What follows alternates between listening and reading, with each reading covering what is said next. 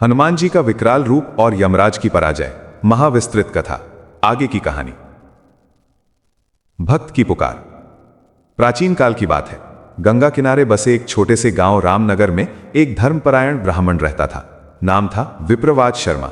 वे भगवान राम और महाबली हनुमान के अनन्य भक्त थे। हर सुबह वे सूर्योदय से पहले उठते, स्नान करते और अपने घर के मंदिर में राम नाम का जाप करते। फिर पूरे गांव में भिक्षा बांटते और गरीबों की सेवा करते थे। लेकिन विप्रराज की एक ही चिंता थी, उनका इकलौता पुत्र आनंद। आनंद जन्म से ही कमजोर था, बार बार बीमार पड़ता था और कई वैद्य भी उसकी बीमारी का इलाज नहीं कर पाए थे। एक दिन आनंद की हालत बहुत बिगड़ गई। उसका शरीर ठंडा पड़ने लगा, सांसें धीमी हो गई।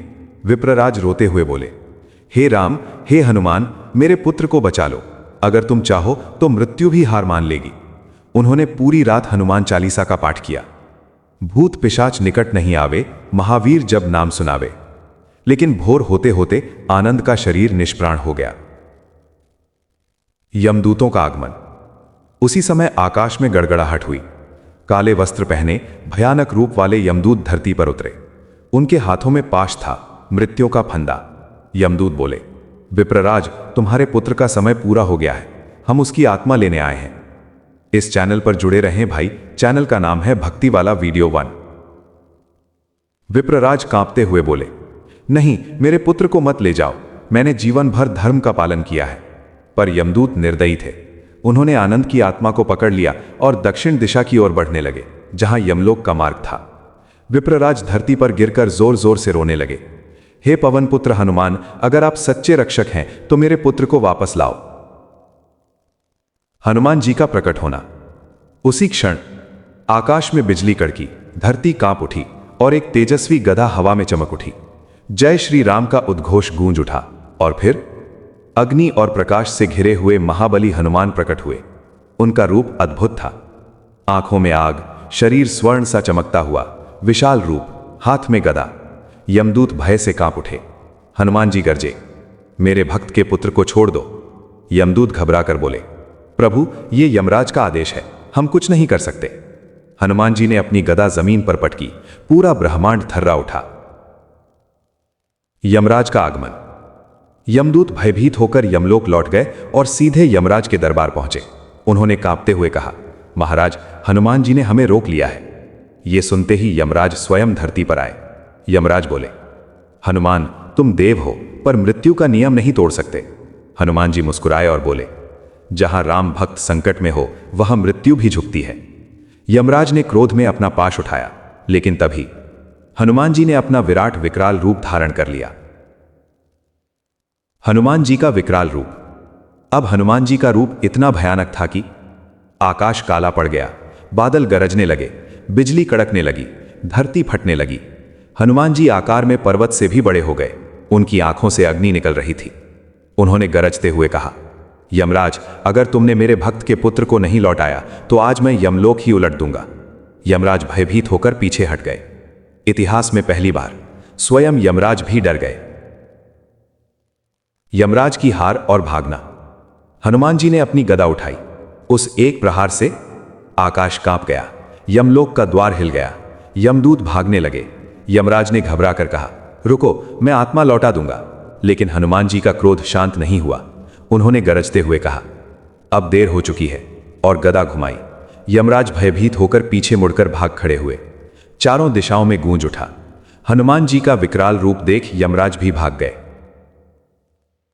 आनंद का पुनर्जन्म। हनुमान जी ने आनंद की आत्मा को वापस उसके शरीर में स्थापित कर दिया। आनंद ने आंखें खोली। वो पूरी तरह स्वस्थ था। विप्रराज रोते हुए बोले, हे महावीर, आपने मेरा पुत्र लौटा दिया। हनुमान जी ने कहा, जो सच्चे मन से राम का नाम लेता है उसका बाल भी बांका नहीं हो सकता। फिर वे अंतर्ध्यान हो गए। पूरा गांव जय श्री राम और जय हनुमान के जयकारों से गूंज उठा। कथा का उपदेश। इस कथा का संदेश है, भक्ति में अपार शक्ति होती है। राम नाम से मृत्यु भी डरती है। हनुमान जी सच्चे भक्तों की सदैव रक्षा करते हैं। संकट में धैर्य और विश्वास रखें। अगर चाहें तो मैं आपके लिए यह भी बना सकता हूं। यमलोक में हाहाकार। जब यमराज डरकर भागे तो वे सीधे यमलोक पहुंचे। पूरा यमलोक कांप रहा था। यमदूत इधर उधर भाग रहे थे। आत्माओं में अफरा तफरी मच गई थी। चित्रगुप्त ने घबराकर पूछा, महाराज ये क्या हुआ, आप इतने भयभीत क्यों हैं? यमराज कांपते हुए बोले, आज मैंने ऐसा रूप देखा जिसे देखकर स्वयं काल भी थर्रा जाए। हनुमान केवल देव नहीं, वे साक्षात संकट मोचन हैं।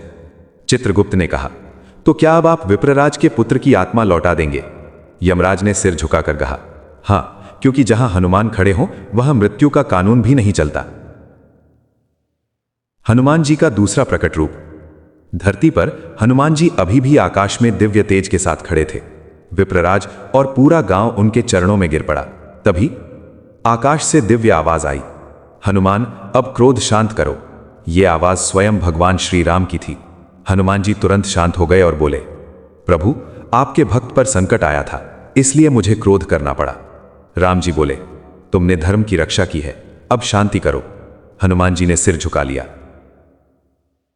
यमराज की दूसरी वापसी डरे हुए स्वर में। अब यमराज फिर धरती पर आए, लेकिन इस बार उनका स्वर नरम था। उन्होंने हाथ जोड़कर कहा, महावीर हनुमान, मैंने अपनी भूल स्वीकार कर ली है। आपके भक्त का पुत्र अब दीर्घायु होगा। हनुमान जी बोले, यमराज याद रखना, जो राम का भक्त है उसके पास मृत्यु बिना अनुमति नहीं आ सकती। यमराज ने सिर झुकाया और कहा, आज से यह नियम होगा, जहां हनुमान चालीसा का पाठ होगा वहां यमदूत प्रवेश नहीं करेंगे। आनंद का चमत्कारिक जीवन। आनंद पूरी तरह स्वस्थ हो चुका था, लेकिन अब वो साधारण बालक नहीं रहा। उसके भीतर दिव्य शक्ति जागृत हो गई थी। वो गरीबों की मदद करने लगा, मंदिर में सेवा करने लगा, रोज हनुमान चालीसा पढ़ने लगा, बीमारों की देखभाल करने लगा। गांव के लोग कहने लगे, ये बालक स्वयं हनुमान जी का आशीर्वाद है। बड़ा संकट, दैत्य का आगमन। कुछ वर्षों बाद गांव पर एक भयानक दैत्य आ गया। नाम था कालकेतु।